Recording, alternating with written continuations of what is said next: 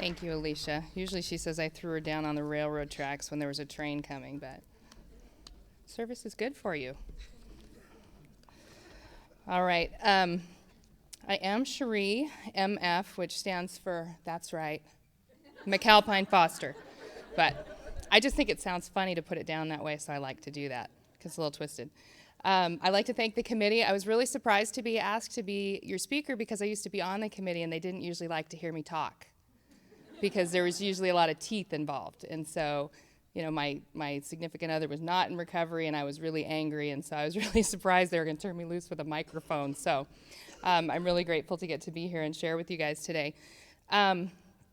Before I start, I'd like to read something out of our text, because if nothing I say today to you is part of the solution, then what I read today from our book is part of the solution. And so I'm reading from page 17 on how Alanon works, and it's kind of halfway down the page. So many of us have longed for the day when the alcoholic in our lives would find sobriety, only to be dismayed when sobriety ushered in a whole new set of difficulties. Taking care of one symptom, even a major symptom, does not cure the whole disease. Many alcoholics are fortunate enough to find sobriety, and through programs such as Alcoholics Anonymous are able to make a long-term commitment to recovery. There's a great hope for those who are able to choose this path, but sobriety does not put an end to alcoholism. Although it can be arrested, alcoholism has no known cure. But surely, we argue, sobriety is desirable. There must be something we can do to help. There has to be something we can say that would make a difference, or some sort of help or support or information we can provide that will convince an alcoholic loved one to get the help that they need, or to make sure that they continue on their path to recovery. Again, as the American Medical Association will attest, alcoholism is a disease. Would the right words stop the spread of cancer or make chemotherapy more effective?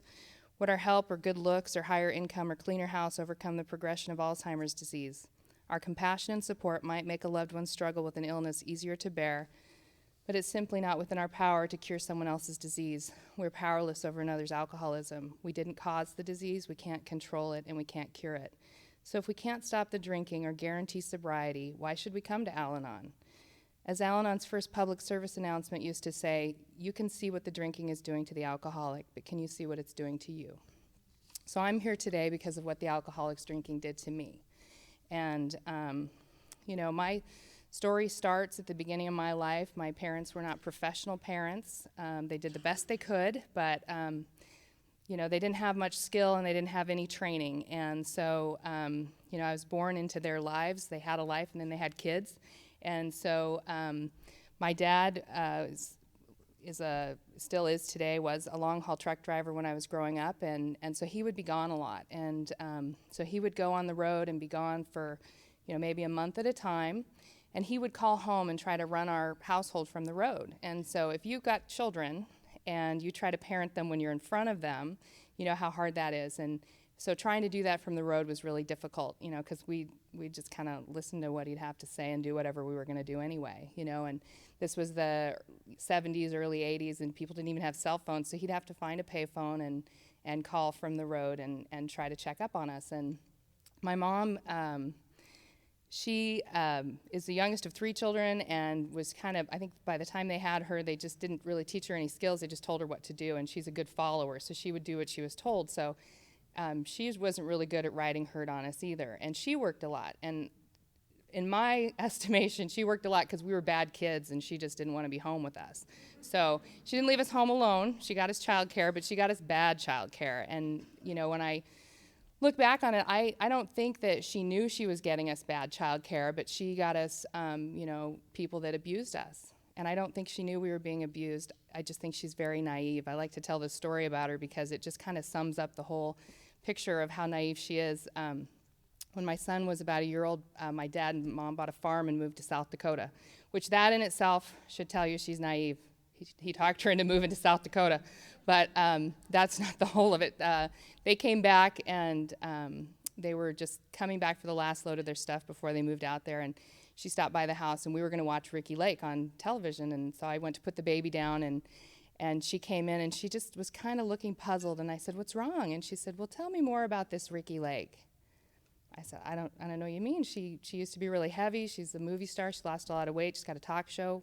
What do you want to know? She said, well, tell me about this operation that she had where she used to be a man and now she's a woman, and it's a, and I was just like, what? I mean, I was out of the room for just 5 minutes, and within that time, my boyfriend had convinced her that Ricky Lake had had a sex change, and it was a big scandal, and I was just going, oh, Mom, whoa.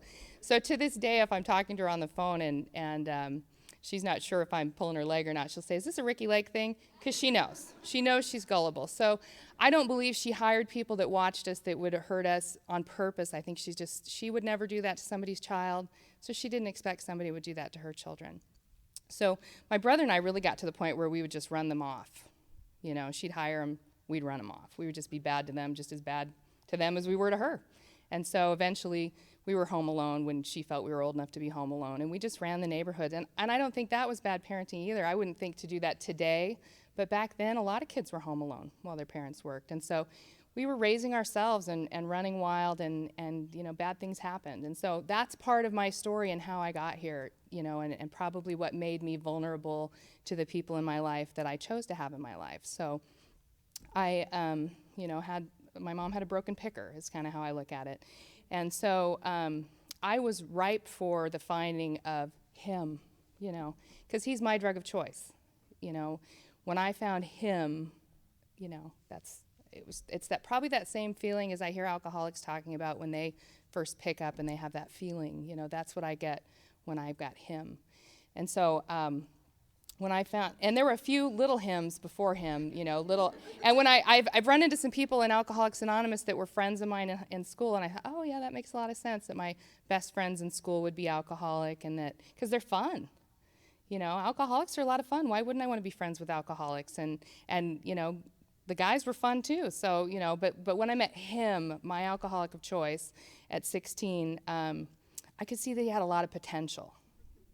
And I didn't realize that's an insult. I was at a meeting a few years, you know, ago, and somebody said something about when you say someone's got a lot of potential, you're saying they're a screw up. Well, I didn't mean it like that. I could just see so much potential in him, and I had to sneak around to spend time with him because my dad did not like him. In fact, I think worthless as tits on a boar hog was kind of how he described him. And my dad couldn't see all this potential that I could see. What my dad could see was that I was 16 and he was 27.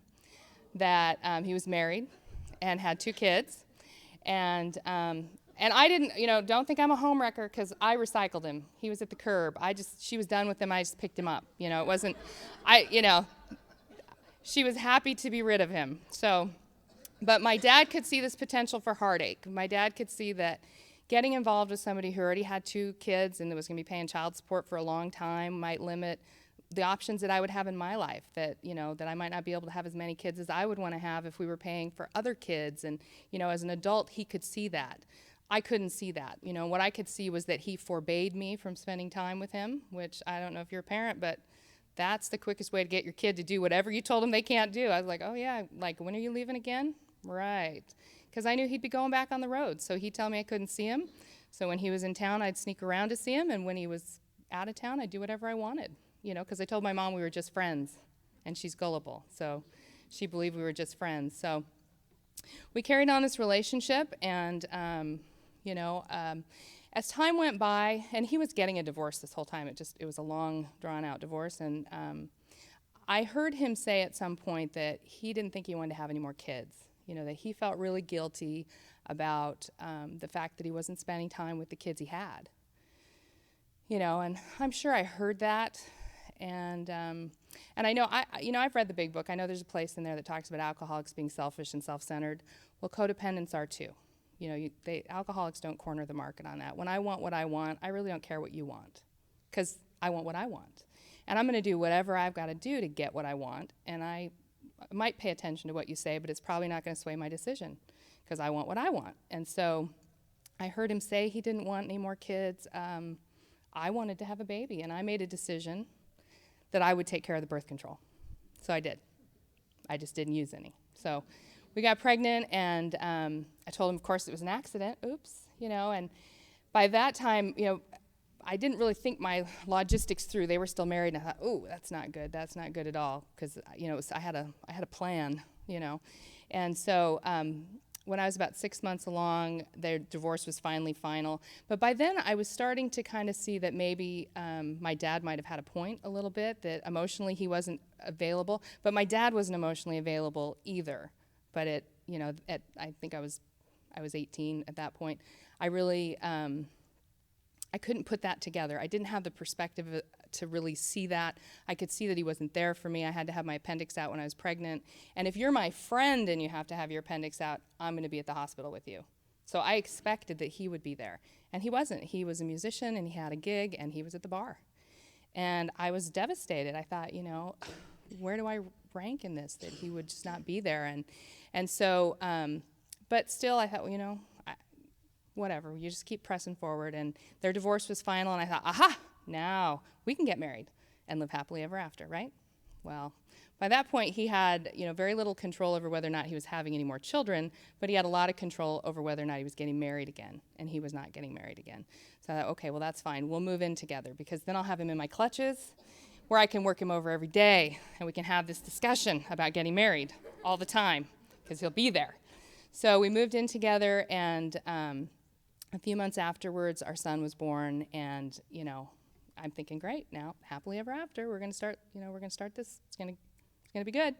And then one night, he had a gig in Ellensburg, and he didn't come home. And Ellensburg's like 30 miles away from here. There's no reason not to come home. You could be bleeding to death and still make it home. There's no reason that one would not come home from Ellensburg. You couldn't be too tired to not drive home. So he hadn't come home, and I have no shame. I started calling people, because when I need information, it's like my pride really takes a nosedive. I will do whatever I got to do. I'll call whoever. I will pester. People will give me information to get me off the phone. They'll just be like, okay, we'll tell you. Just leave us alone. So I started calling people. I called band members. I called everybody. And I found out that he picked somebody up at the bar, and that's why he didn't come home. And so I, once again, was devastated. And I didn't know what to do with that, because for all the dysfunction in my family, and there is alcoholism in my family, people didn't cheat. So I didn't know what to do with that. And I thought, a rational person would have left, but I'm addicted, so I can't leave. Because even the thought of leaving terrifies me, because I can't leave. But I can't stay, because I can't let things continue on the way they are. So to be in that position where you can't leave and you can't stay, and I thought, okay. And then, because I'm a martyr, I thought, oh, these poor kids, they've just been through their parents' divorce, and how horrible. I couldn't just, leave and take their brother away. But, in reality, they were little, and they wouldn't have known. They wouldn't have cared. This baby was just an interloper on their dad's time. So it wouldn't really have mattered to them if we'd have moved out. But that's what I had to tell myself, to stay, because I couldn't leave. And so if you can't stay and, leave it the way it is, you got to fix it. And that's another thing I like to do. I like to fix you. I don't really care that you don't know that you're broken. I don't really care that you didn't ask me to fix you. I don't really care that you don't want to be fixed. I see a problem. We're going to fix it. And so I'm not a doctor, and I don't even play one on television, so I needed help. So I started calling. I know how to use the phone book, And so I started calling counselors, because I thought that will fix it. If we get in to see a counselor, that will fix it. And so I naively thought you just make an appointment and go in, but they have screening people that ask you questions. And so I started calling people, and they asked questions like, well, do either of you drink? Well, I'm dating someone that much older than me that can buy. Yeah, hello. It's not a problem. I'm not even old enough to be drinking, so of course I don't have a problem. I didn't know at that time that there are people who aren't old enough to drink that have drinking problems. It's an education. So I said, we both drank, but I didn't really think it was a problem. Do either of you use drugs? Well, I tried pot when I was in junior high, and I didn't like it. And I tried it once more before I turned 18, because it was after that whole Bill Clinton thing. And I didn't want anybody, like as an adult, I didn't want anybody to say on a job application or anything, have you ever smoked pot? I could say, well, not as an adult, So I figured I was, covering all my bases. I still didn't like it. I didn't, I wrote that off as, I guess you're supposed to do it till you like it, but who's got that kind of time, So I just, but he smoked a little bit of pot. He drank and he smoked a little bit of pot, a little bit all day long, in the morning before he left for work and on his noon break. And, and it was never a problem because we never ran out. So, to me, this was just normal. It was our normal lifestyle, and it wasn't a problem. But those people on the phone said it was a problem, and they said they wouldn't counsel us. They said, well, people who abuse drugs and alcohol, they lie. I was like, and they cheat on you. We're on the same page. We can work with this. This is why I'm calling you people. And they kept saying no, but I'm persistent, so I just kept dialing the phone. And I finally found somebody that I'd seen for an issue before, and she said that she would see us. She couldn't guarantee that there would be any good result, but that she would see us. She probably thought I was crazy and that I needed counseling, and that if, it's probably a backdoor to get me in, but she said if I would go to an Alanon meeting, that she would see us. So I went to my first Alanon meeting, and I remember that meeting. It was in a dark church building, and I was 19, and it was full of old women. They were probably 30. I just thought, these old biddies don't have anything I want, But I was there because I had said I would go.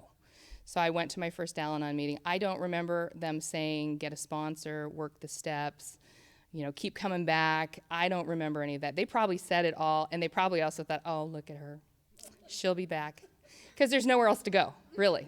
There's just really nowhere else to go. And they knew that, but I didn't know that. And so, I fulfilled my commitment and went back out there, and we did the counseling for a while, and the counselor pretty much said, he's going to burn out or die probably about 45. There's nothing I can do for him. And I was thinking, well, I don't have anything better to do. We'll go home and we'll live our life. And, because I still couldn't let my dad be right. I got my pride to some degree, just in some areas. So I couldn't let my dad be right. So we got on with our life. And I don't know about you, but if you cheat on me, I'm going to spend the rest of your life going through your stuff. I'm going to set aside time out of my busy schedule. I'm going to get up early some mornings. And I'm not going to do it at the same time every day, but I'm going to go through your pockets and your phone and your glove compartment and all the crevices in your car and any other vehicle you own. You got saddlebags on your bike. I'll make sure I'll get them too. And I'll just make sure that for the rest of your life, or our relationship, whichever comes first, that I'm going to make sure that I take care of that, because you can't fall down on that duty. You got to make sure you keep up on that. That'll get away from you if you don't set aside regular time. So I made sure that I did that on a regular basis, and I didn't find anything. He either got real good at hiding it, or I just hid it somewhere else. Time went on, and I wasn't finding anything. So the years were marching by, and even though in getting involved with him was kind of a rebellion from the way I was raised, and I did love him. The time came where I didn't want to live together anymore. And I've heard people say, when you're done, and 8 years we'd been in this relationship, and we're living together, and our kid's like 5, and I remember when I was a kid, my parents would joke and say, hey, we should probably get married because the kids are starting to talk. And we'd laugh because we knew they were married, but it was just something my dad thought was funny because my mom's dad's a preacher. So he would just nudge her and say, hey, we should probably get married. And we'd all laugh. And here we were living together, and our kid was 5, and he was in school, and we weren't married. And it went against everything I was raised to believe, and that even though in my period of rebellion, what I did was okay with me, you change over time, and it was no longer okay. And over the years, I had mentioned the subject a few times. And, I make an assumption that maybe you're not real smart. So I change the words a little every time. He tells me that's nagging. I actually consider that I'm being kind, because maybe you are challenged, and I'm just helping you, that if I'm a helpful sort. So he used to sell cars before I met him, and so I thought, this was going to be the one. I said, the lease on this vehicle is up. You have the opportunity to purchase. If you fail to exercise your opportunity to purchase, the vehicle's going back to the dealership to be test-driven elsewhere. So he very romantically proposed. And so then I was planning a wedding. I was just, and I'm a little obsessed. I know you couldn't tell that from anything else I've said today, but his ex-wife was helping me. I was hand stamping every invitation and hand trimming, and they were beautiful. And I was in charge of all the details. All he said was, I don't want to wear tails because I'm short, and short guys shouldn't wear tails. Check, no tails. And he said he didn't want to wear a pink anything. Oh, no pink? Okay, I got it. No pink, no tails. On it. So I'm planning this wedding, and the place could have burned down. I wouldn't have cared because I was planning a wedding. I did notice his behavior was a little changed. He was acting strange, and but I figured that once we were married, things would snap back into place. It would be okay. And so I continued planning this wedding. I kept having this throbbing pain in my head, and I thought, oh, it's stress, it's stress. Later, I found out I had an abscessed tooth. Didn't even pay attention to what was going on in my own head because I was, after 8 years, I was finally getting the prize. So it was a lovely wedding, by the way. So, and we had this huge fight the night before the wedding, and I remember thinking, maybe this isn't a good idea. Maybe we shouldn't do this. But there were some things to consider. My dad had driven out from South Dakota. My dad, who said he was worthless as tits on a boar hog, had driven out from South Dakota to give me away at my wedding. I could not let my dad be right. And some of the gifts that had been sent, I really didn't like, and I'd already exchanged them.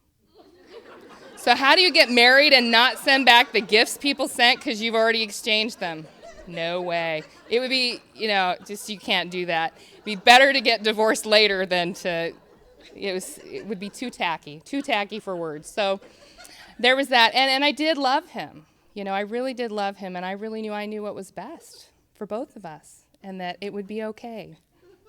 My voice of reason said, oh, it'll be fine. But my best thinking got me here. So, but anyway, so we had the wedding and things did not snap back to the way they were, and in my missions of, and I found that he was sneaking out and going to the bar at night, and I found that, I found a spoon with some burned substance in it, and I found, I confronted him on that, and that was just a little cocaine, not a big deal, and for a moment I was like my mom's daughter. It was a Ricky Lake moment for me, and I was like, oh, well, you probably shouldn't do that.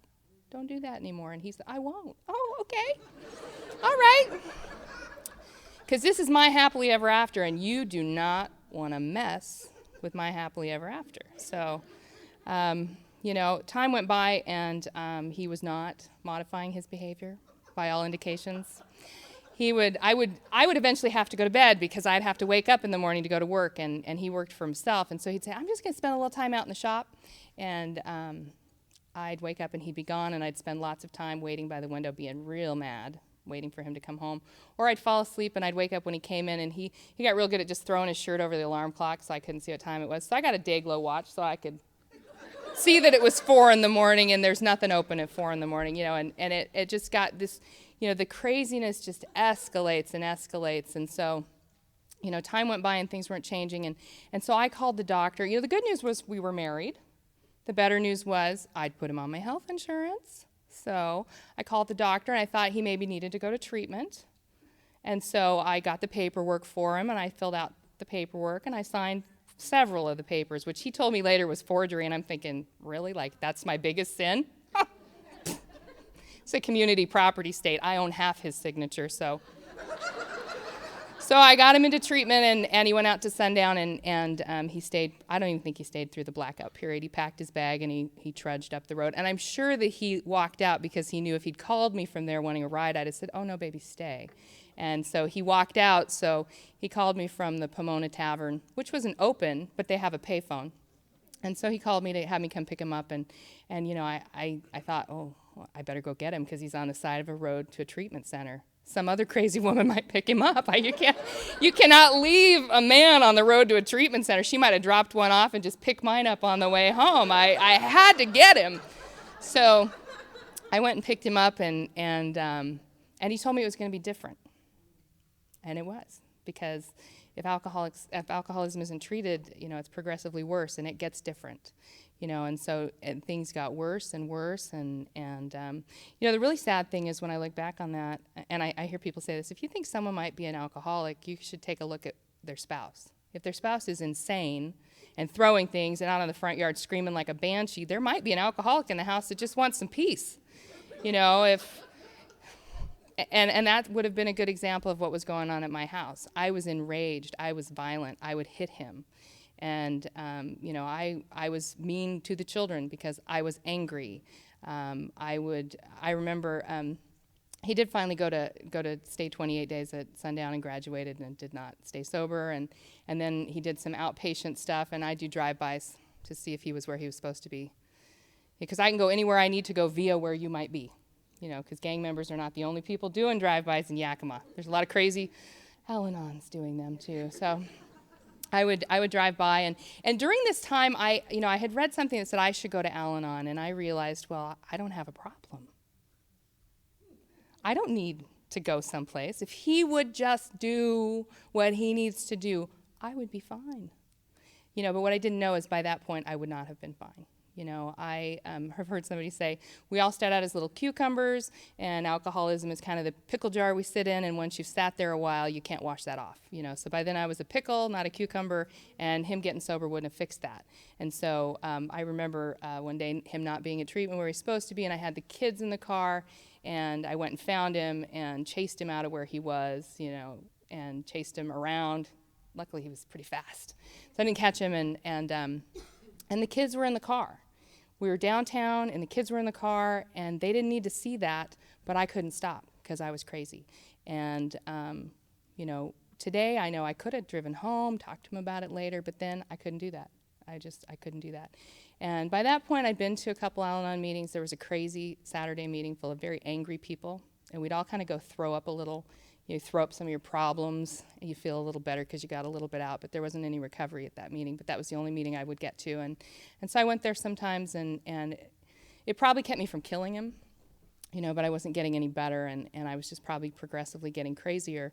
Then one night he didn't come home again, which you can come home late and it pisses me off. You don't come home at all, and I want to kill you, So I remember that I didn't go to work that day.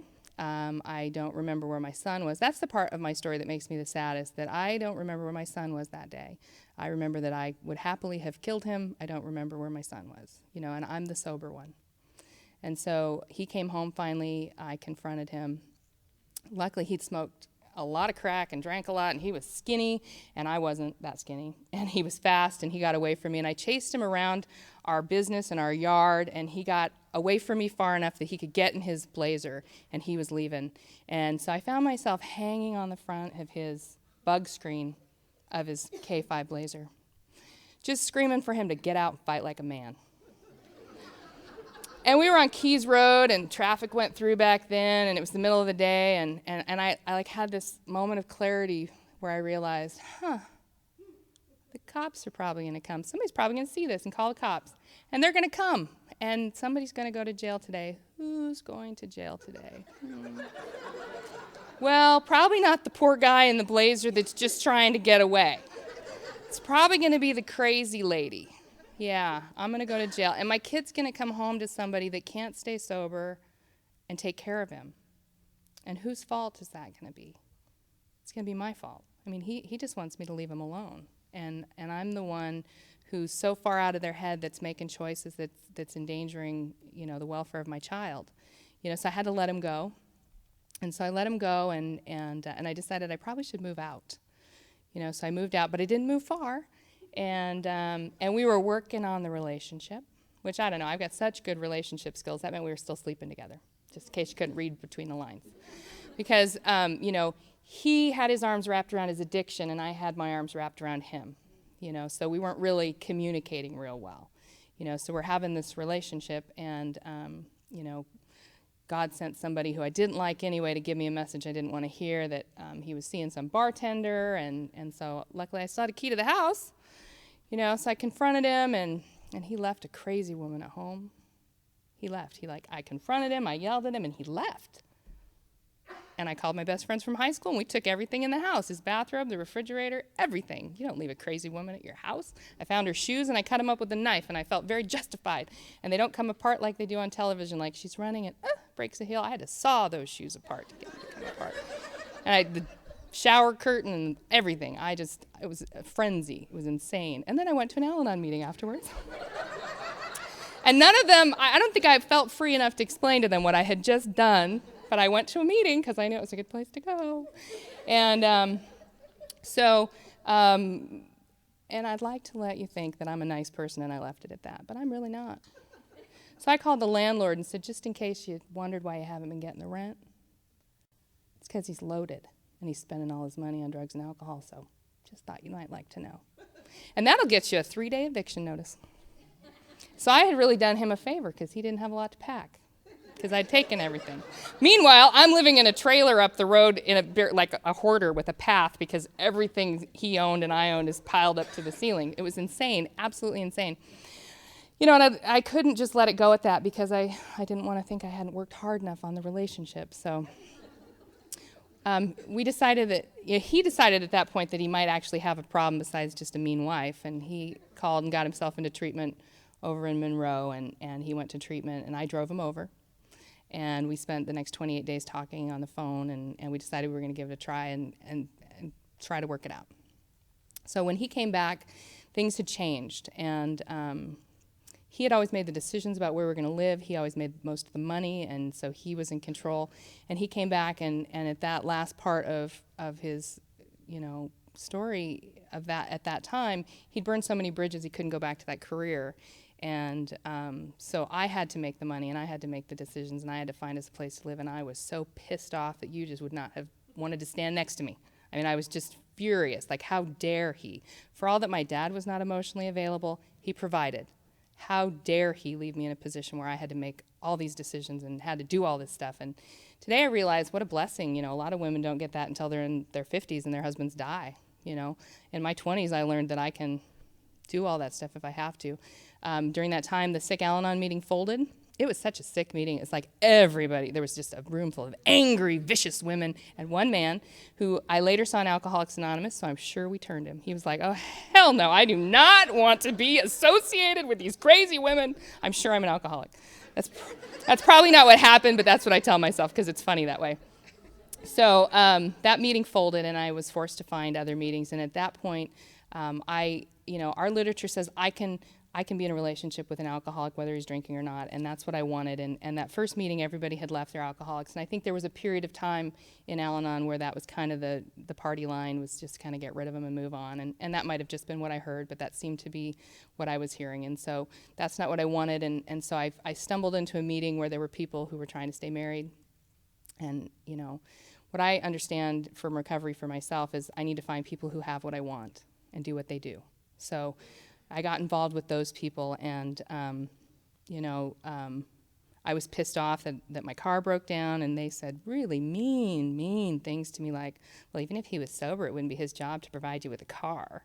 I thought, yeah, I'm his wife, it's his job. And they were like, no, our seventh tradition says we're solely self-supporting by our own voluntary contributions, so if you need a car, you better go get one. And I just thought, I'm sure that wasn't their tone, but that's what I heard.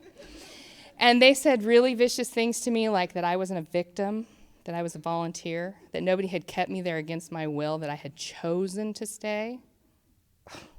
Well, it's true, but still, it hurt. And, and some even meaner things they said were like, is this the life you want to be living? Because nobody's going to call cut at 65 and give you a do-over. This is it. The good news is this is it, and the bad news is this is it. Is this the life you want? Because this is the only life you're going to get. And that hurt. And, is this the way you want your child to see you living? Because this is the only example he's going to get.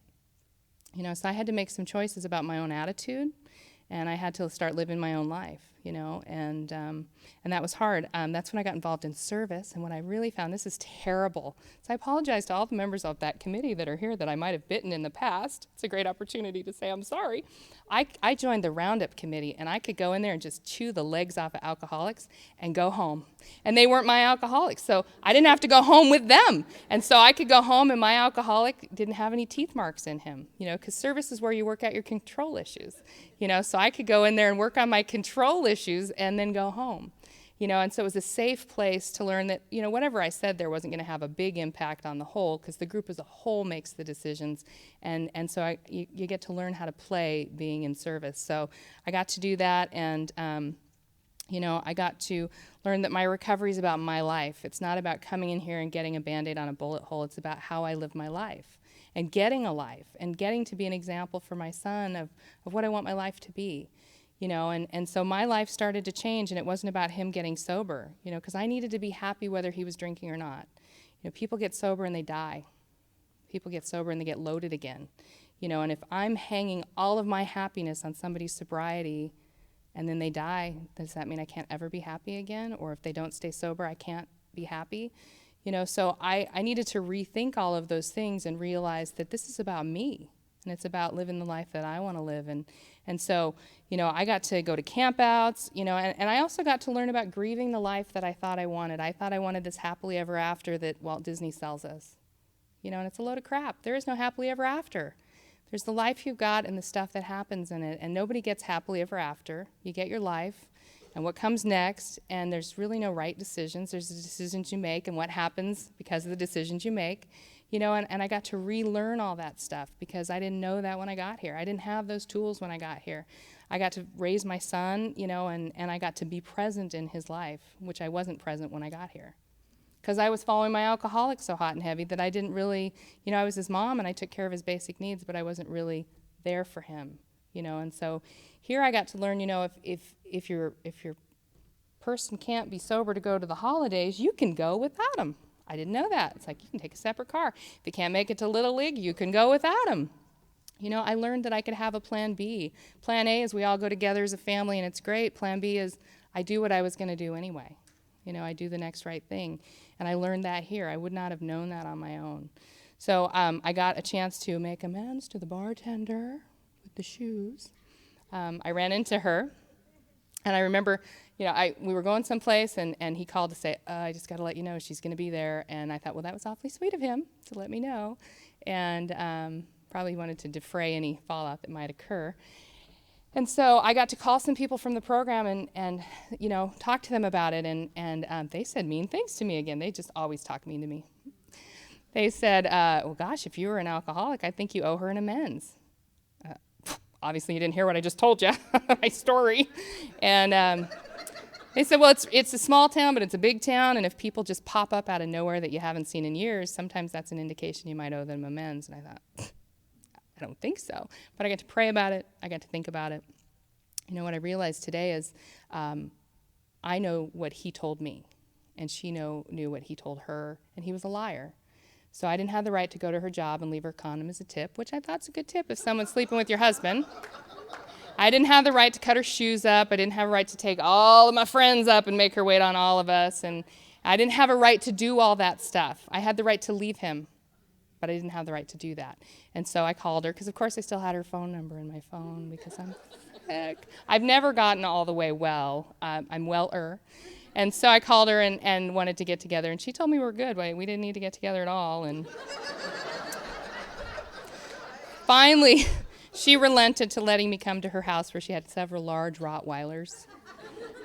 And so I got to buy her some new shoes, and I got to talk to her about the changes in my life and where I was wrong and clean up my side of the street, because that's what I get to do in recovery. And it was very freeing for me. It wasn't about him. It wasn't about that. It was about freeing myself from the damage that I've done. I got to make amends to my stepkids by letting them go, not holding them hostage. They didn't want to come to visit, and you can understand why. And I would call them and put pressure on them for not coming, because it'd make my husband feel bad, and then it'd make me feel bad, because I feel your feelings. So I had to let them go, because that was, their lives were between their parents, and I was their stepmom, not their mom. I'm only 13 years older than my oldest stepchild, and I'm not old enough to be his mom. And so I needed to just step back and let them not be my hostage. And so I've been rewarded for that. They're grown today, and they talk to me, and they call me. The younger one called me when he turned 18 to thank me for, dragging him to church as a child and being a part of his life. And I was really shocked that he was calling, because I figured he probably disliked me the most. And so it was really nice, and I could tell that for me that was just one of the cookies from the program of knowing that, I set him free, and he's in my life today, and he loves me, and I love him, and I don't take him hostage. My son grew up just fine, despite his crazy mother. And I always like to bring this up, because I forget sometimes, because it's not my story, it's his story. People have asked me, well, did your alcoholic get sober when you came to Alanon? He didn't. He got sober when I started going to the AA meeting, because Al-Anon's, we have meetings at respectable hours of the day, because we have alcoholics at home we need to take care of. We can't stay out late. There are people at home that need us, so we have to be home. And so the crazy Serenity Hall meeting was open at 10 o'clock at night, and they would let me just go sit there and drink coffee, because I couldn't find him anymore. I'd try to follow him. I couldn't find him. And I couldn't be home because I was crazy. So I called it my why, worry, wonder, and wait meeting, So I'd just go there. And I'd been in service for a long time, so I knew a lot of people. They thought I'd crossed over to the dark side, which I assured them that Alanon, truly, we are the dark side. Like, we get, we don't even have to get sober. We're crazy. You guys get sober. It usually gets better. We're we're crazy. So I got to go and sit in that meeting and just feel loved, and they let me just be there because I just needed some place to be. In fact, some of them said it was a crappy deal when he got sober and they lost me and got him. Sorry, it's the way it works. But I found myself at a bar confronting another woman. I had opened an email. I could have not opened it, I must admit. Like I said, I got better, but I didn't get well. And I found myself confronting a woman in a bar, and it was, 16 years, and I just thought, I don't know if I can do this anymore, and I felt like my higher power was saying, if it takes for this to be different, are you okay with it? And I just, nope, not okay. And I got to sit on it for a few days, and I thought, okay, if by it being different, it means that I don't have to pack everything he owns and leave him with nothing. I could maybe split things down the middle, and we could both have some dignity, because I steal your dignity too. I don't even realize I'm stealing dignity, but I'm a dignity thief, I admit it. And so maybe if it could be over and I don't have to do that. And so even though we're kind of back to where we started from, it could be different because we're different, then maybe that's okay. And he had been in and out of AA, all those years. I just kept saying, just keep going to meetings. I know you're not getting sober. He never even got 3 days, or he'd get 3 days and he'd go out. He just couldn't stay sober. And so I thought, well, if that's what it means, but I just knew I couldn't do it anymore. And it was so sweet. My Alanon was going to come move him out. She was ready. She's like, I'll come move him out. And I just thought, oh, you don't understand. They come back in. If they're not ready to leave, they'll come under the door. They'll come through a window. You can't make them leave if they're not ready to go. And I didn't feel, I just wasn't sure how it was going to turn out. And I kept going to meetings. I kept calling people, and having people to call is a lifeline. So I kept calling people, and I was speaking at a camp out a couple weeks later, and he wanted to come, and I thought that was weird that he wanted to come. And I thought, I'll take my car, you take your car. And we went to the camp out, and he'd been sober for a couple days. He'd been working with some people, and he'd been sober, and we were at this camp out, and he couldn't sleep, and he went and sat at the fire, and he talked to somebody, and he got it. It was like an overnight change. He got sober, he found his higher power. It was just like this transforming moment, and the next day he was telling me all about it and all the things this person had said. And I thought, are you kidding me? I've told you that. Everything this guy had said to him, I've told him lots of different ways, because I'm good at that. I'm good at re-explaining. So I had told him all those things, but he hadn't been ready. He wasn't ready till he was ready, couldn't hear till he could hear. And so, that was, that's the gold ring. That's what we're all looking for, the sober alcoholic, right?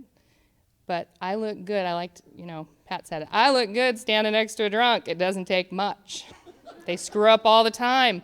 I've got the white hat. He's got the black hat. I'm right. He's wrong. We all know our roles here, And so when he became a sober member of Alcoholics Anonymous, I didn't look as good.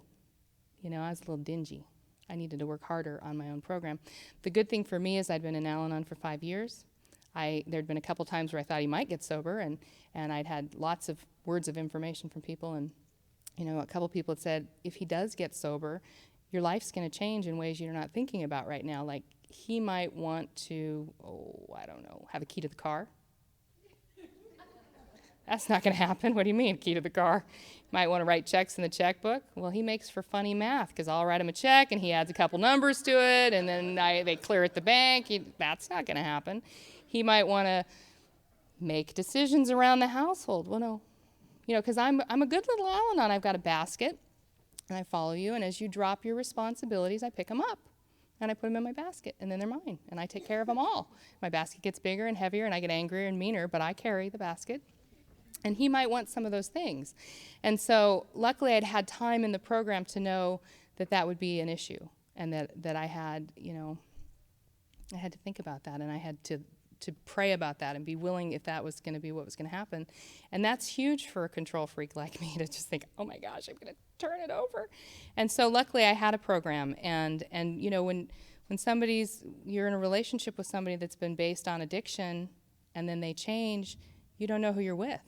So we didn't even know if we'd like each other, so we had to go through this period of learning who we were and if we liked each other. And I'm really good at, keeping resentments and throwing them at you in the heat of the battle. You know, I know that when our son was born, he was at the airfare, and I shined that up like a rock and threw it at him for 5 years because he wasn't there, and until he finally told me he wouldn't hear it anymore. And so that's the kind of person I can be.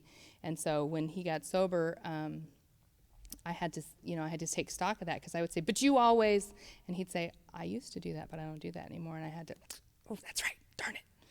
I had to rewrite all my lines, you know, because things were different. And so had I not had Alanon, I wouldn't have known how to do that. You know, I needed all that time I had in the program before he got sober so that I could, you know, I could have a relationship with someone, because I didn't know that. I thought I came here because of him.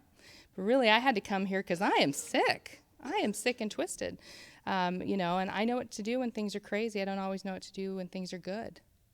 And here I've learned to just sit down and relax and just let it happen, let it unfold, live life. And you know, if I don't like what's happening right now, if I wait 10 minutes, it'll change.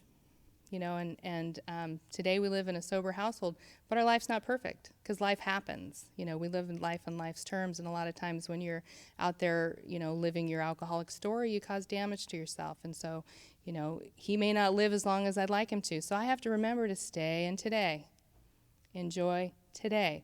Because I also have to remind myself that I could get hit by a bus. Those bus drivers are just aiming for people. You know, you just got to be careful, bus drivers.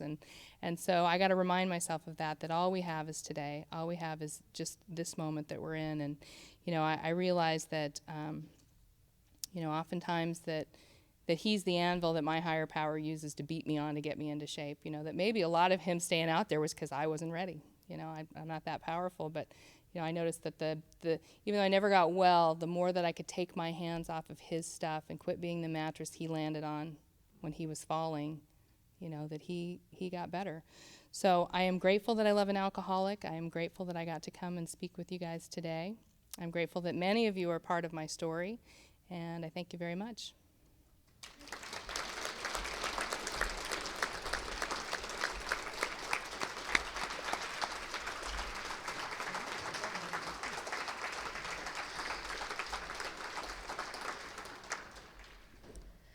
In an effort to keep our meeting moving along, the informal Alanon closing will be done, followed by a 15-minute break before the AA speaker. So the Alanon Declaration. When anyone, anywhere, reaches out for help, let the hand of Alanon and Alateen always be there, and let it begin with me. Thank you.